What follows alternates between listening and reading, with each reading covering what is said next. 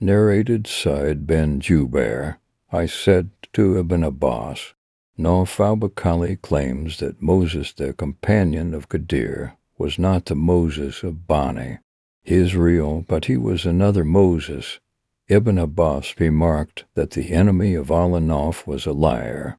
Narrated Ubay bin Ka'b, the Prophet said, once the Prophet Moses stood up and addressed Bani Israel. He was asked, Who is the most learned man amongst the people? He said, I am the most learned. Allah admonished Moses as he did, not to attribute absolute knowledge to him Allah. So Allah inspired to him, At the junction of the two seas there is a slave amongst my slaves who is more learned than you. Moses said, O my Lord, how can I meet him?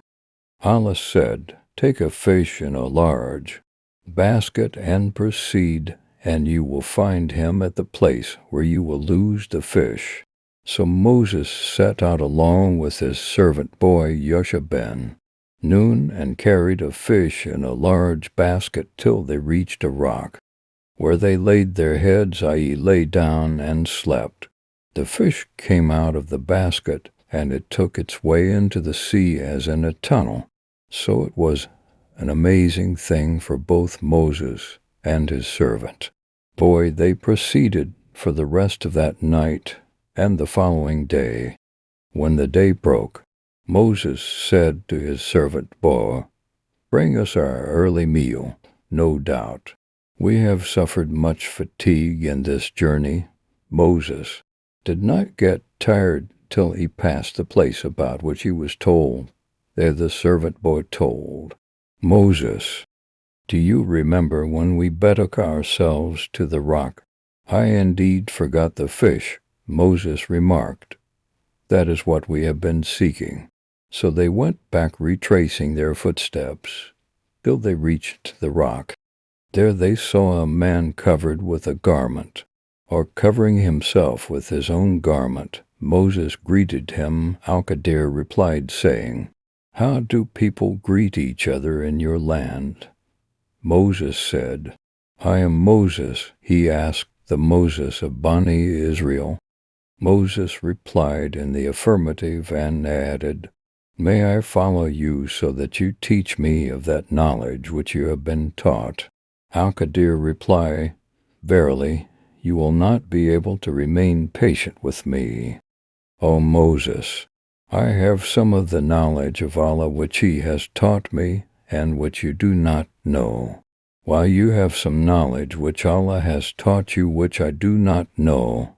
Moses said, Allah willing, you will find me patient, and I will disobey no order of yours. So both of them set out walking along the seashore, as they did not have a boat. In the meantime a boat passed by them, and they requested the crew of the boat to take them on board. The crew recognized Al-Qadir and took them on board without fare. Then a sparrow came and stood on the edge of the boat and dipped its beak once or twice in the sea. Al-Qadir said, O Moses, my knowledge and your knowledge have not decreased. Allah's knowledge except as much as this sparrow has decreased to water of the sea with its beak. Al-Qadir went to one of the planks of the boat and plucked it out. Moses said, These people gave us a free lift, but you have broken their boat and scuttled it so as to drown its people. Al-Qadir replied, Didn't I tell you that? You will not be able to remain patient with me. Moses said, Call me not to account for what I forgot. The first excuse of Moses was that he had forgotten. Then they proceeded further and found a boy playing with other boys. Al-Qadir took hold of the boy's head from the top and plucked it out with his hands, i.e. killed him. Moses said, Have you killed an innocent soul who is killed? None. Al-Qadir replied, Did I not tell you that you cannot remain patient with me? Then they both proceeded till, when they came to the people of a town, they asked them for food, but they refused to entertain them. Then they found there a wall on the point of collapsing. Al-Qadir repaired it with his own hands. Moses said, "If you had wished, surely you could have taken wages for it." Al-Qadir replied, "This is the parting between you and me." The Prophet added, "May Allah be merciful to Moses, would that he could have been more patient to learn more about his story with Al-Qadir."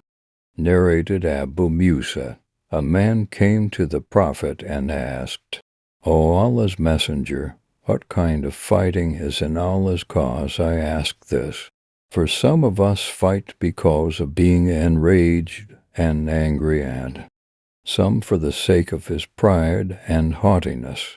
The Prophet raised his head as the questioner was standing and said, "He who fights so that Allah's word Islam should be superior, then he fights in Allah's cause."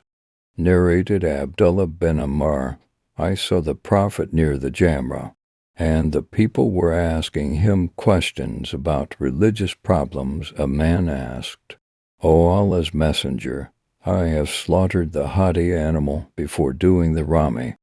The Prophet replied, "Do the Rami now, and there is no harm."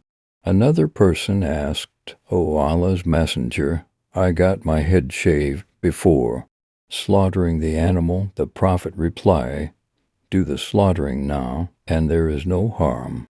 So on that day, when the Prophet was asked about anything as regards the ceremonies of Hajj performed, before or after its due time, his reply was, "Do it now, and there is no harm."